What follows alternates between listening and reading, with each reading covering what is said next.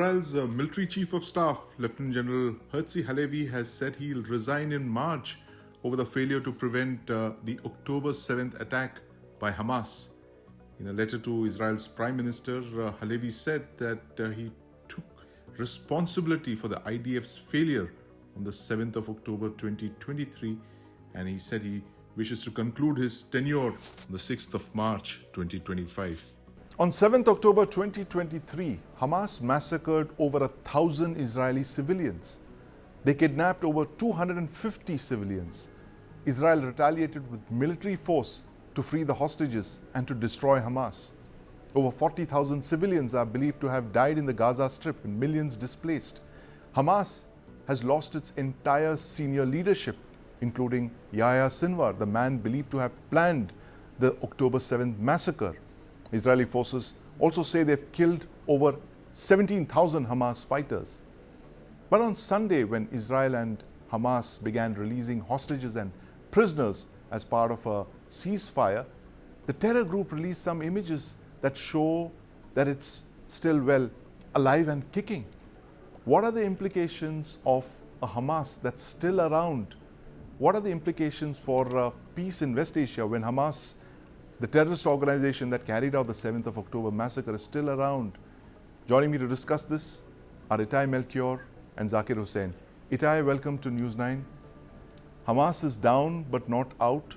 What does this mean for peace in West Asia? The fact that you have Hamas fighters parading around, exchanging hostages for prisoners, and even giving the hostages goodie bags and certificates of captivity. This is unprecedented in the history of counter-terrorism. Yes, well, certainly we all know that the Israeli objectives have not been filled in full. First of all, we don't have all the hostages back.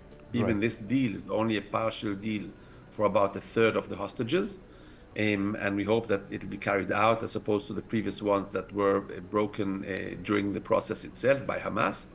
But even so, first we have 2/3 of the hostages to come back, another 64 hostages, and we still have to start a negotiation on that. Negotiations start in 2 weeks' time, and then we discuss the next phases.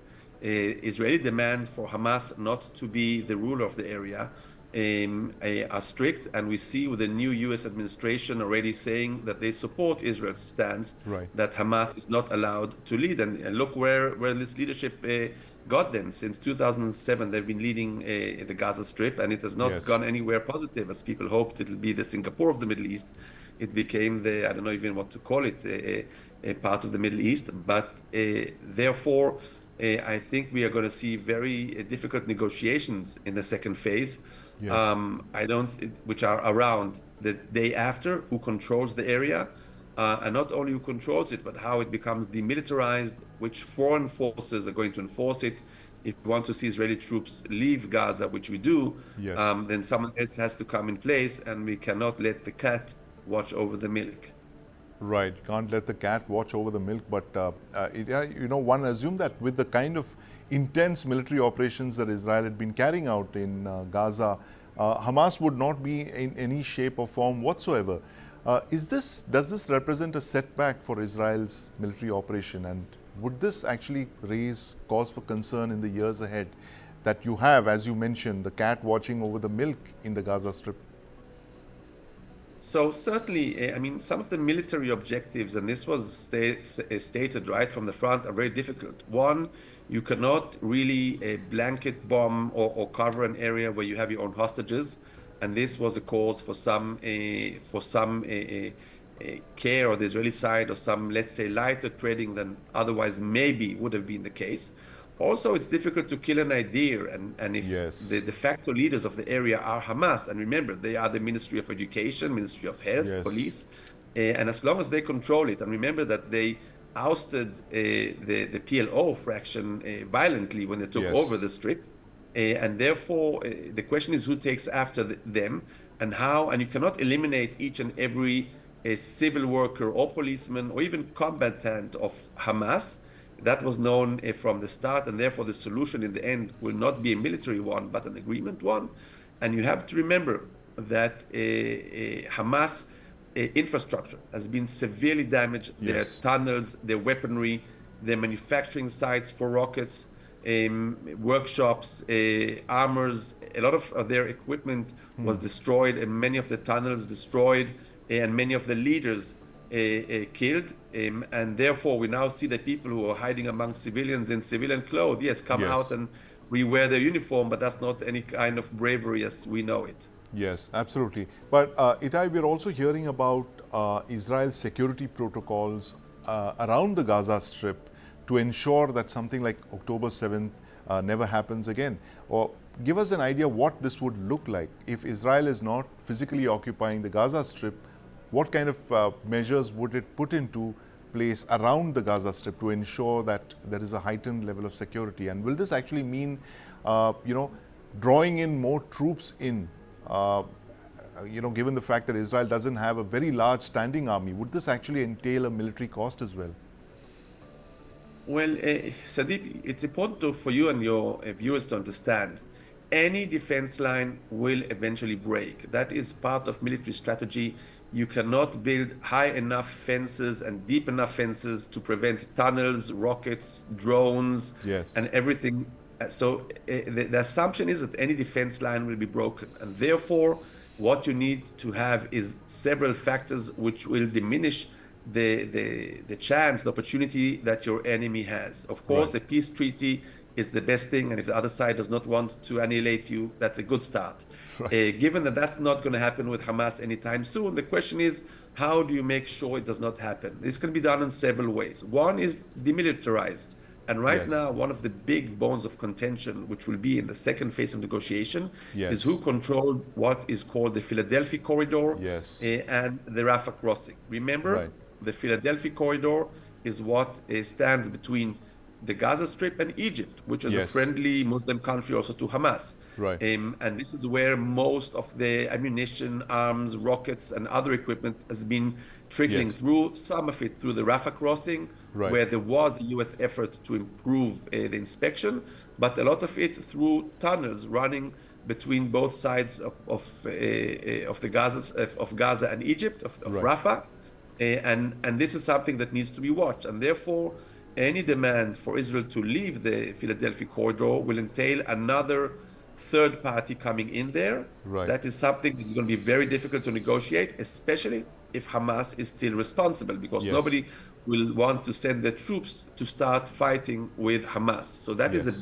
big question, maybe the main question Yes. of phase two. And then, of course, there are different options out there. One is reenacting a security perimeter, which means nobody can come even close Right. to the fence or wall or whatever it is between the sides. So those are the big questions to be asked. Big questions to be asked indeed. Itai Melchior, thank you very much for your thoughts. And Zakir Hussain, I'm just going to ask you about the larger question here in the Middle East when Donald Trump takes office, Zakir, the fact that the Abraham Accords were a big achievement of the Trump administration 1.0. What impact is the Abraham Accord, the final piece of the jigsaw puzzle, which is Saudi Arabia shaking hands with Israel? What will it mean for Hamas in Gaza Strip, and what does it mean for the Palestinian cause? Look, Saudi Arabia does not accept Hamas. While the behavior of Israel has also proved that it is not going to tolerate Abu Mazin, who is Yes. heading Fatah Group, PLO, and West Bank. It means that Hamas has a larger plan, and which is quite obvious, and it is also visible from the capture of Golan Heights. And recently, just before a couple of days before the ceasefire, Prime Minister Netanyahu also released a greater Israel's map. Yes. It means that situation is not like as which appears, and Saudi Arabia has put condition that since 2002, peace for land, Yes. and it is still maintaining that. And Mohammed bin Salman has also expressed that if I go and handshake with Israel, it means that I am putting my life on stake, as had been done with Anwar Sadat.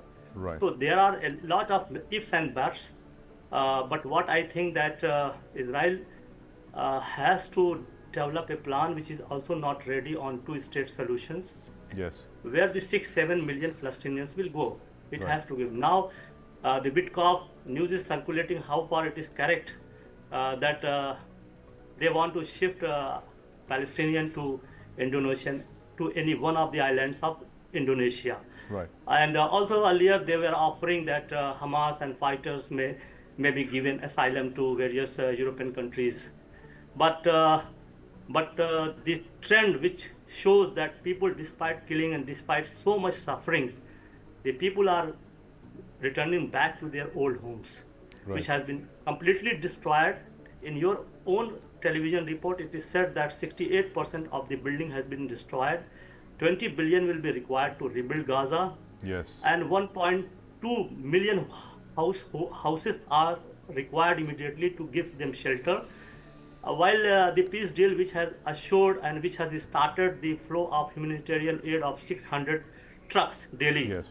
So these are various aspects which shows Yes. that this is a stalemate. And recently, just a couple of hours back, Turkey said if Israel converts this peace deal into a permanent ceasefire, it will start trading with Israel. Yes. So what I think that some diplomacy, some negotiation, some under table dealing has also started. Right. Because people think that this stalemate may anytime be overturned by Netanyahu, who has failed to achieve its all three objectives. Number one, to eliminate Hamas. Number second, to get back the hostages without peace with force. And number Yes. third, to displace Palestinians from their land. Absolutely. Uh, I'm afraid, Zakir Hussain, we're completely out of time here. Thank you very much for joining us, Itai Melchior point. and Zakir Hussain, as we're talking about Hamas down, not out in this new stalemate in West Asia.